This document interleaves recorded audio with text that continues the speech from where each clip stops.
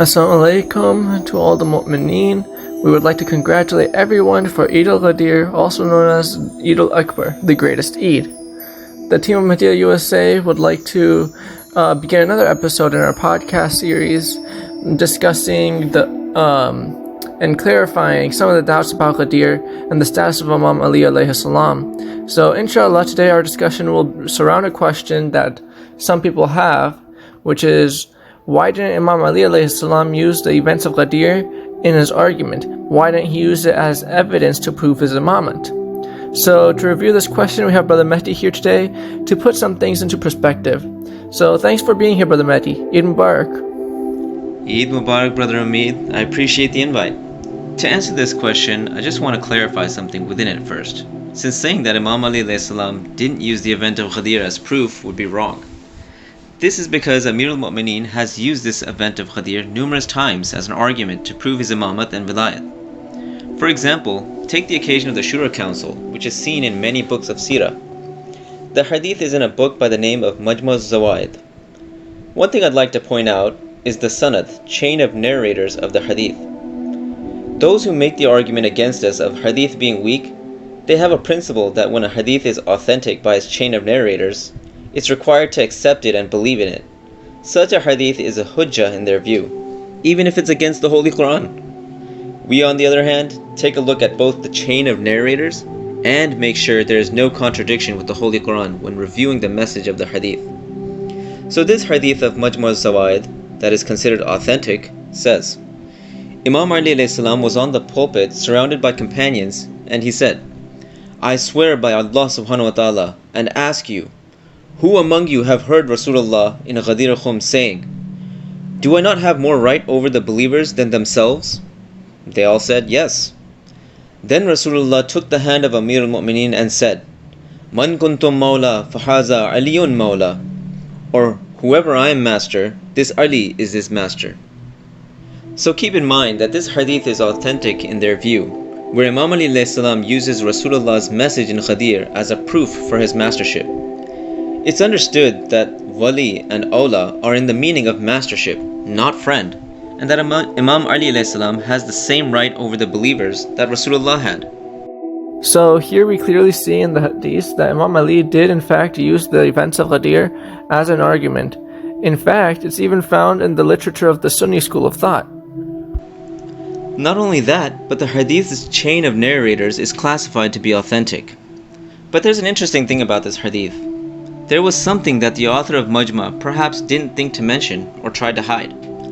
Many times it happens that in their books, if there's a Sahih hadith, there aren't many details. So you have to refer to another book to understand what the author was trying to hide. In this case, you even have to refer to a third book to understand the full story. Allow me to explain. In the hadith in the first book, the explanation was hidden. In the second, the name of the person. And in the third, you find out exactly who it was and how the story unfolds. When Amir al-Mu'mineen asked, who among you heard what Rasulullah said at Ghadeer?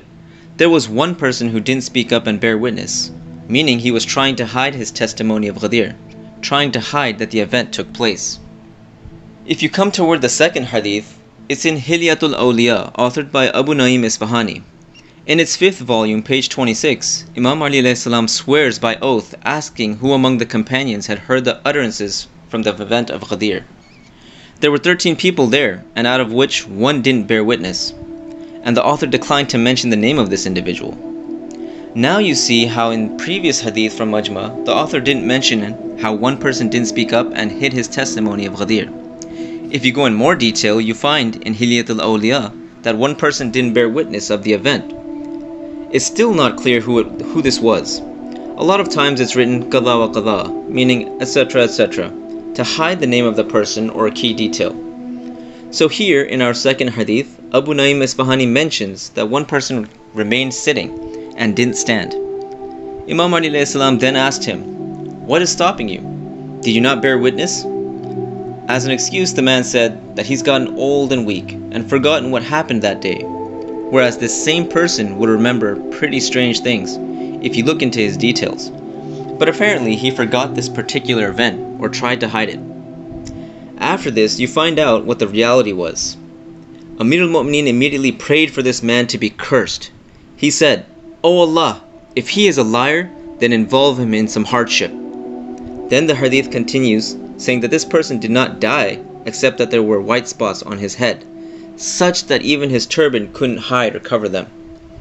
So even when we tried to hide them, the white spots had become too evident, and the people surrounding him were witnesses to what took place. For more information for the viewers and for you, you have to look into a third book, Al-Ma'arif. Here you see the same tradition from before, except this time it's with the name of the individual. The third book mentions that the man with white spots on his face was Anas bin Malik. He said to Amir al-Mu'mineen that he had gotten old and forgotten, so the Imam prayed for a curse on him. The hadith says that Imam Ali ﷺ prayed that if this man is lying, may Allah subhanahu wa ta'ala punish him such that it can't be hidden, even by his turban. So here we see that Imam Ali ﷺ prayed for a specific punishment on him, and that's exactly what happened. In conclusion, the truth can never be hidden regardless of how much it's detested by the enemies. This means the truth can't be covered. People have tried hard to hide the truth, but Allah subhanahu wa ta'ala wills that nobody would be able to put out His nur, the nur of Vilayah. They have categorically denied Fadak and Ghadeer even though Quranic proofs were presented to them. We have an obligation to spread the message of Ghadeer from the present to the absent. Thank you for the insightful discussion, Brother Mehdi. I'm sure the viewers found this episode of the podcast helpful. So once again, Eid Mubarak to all the Mu'mineen, and we hope you'll tune into our upcoming episodes that will clarify these topics further, inshallah. Wassalamu alaikum wa rahmatullahi wa barakatuh.